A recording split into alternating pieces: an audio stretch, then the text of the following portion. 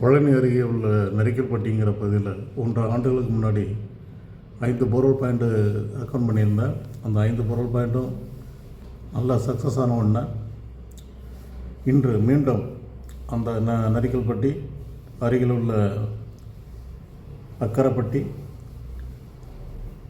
தாழையுத்து, பழனி அருகே உள்ள தாழையுத்து இந்த பகுதிகளுக்கு ஆய்வு பணி செய்ய அவர் மூலம் அழைப்பு வந்தது.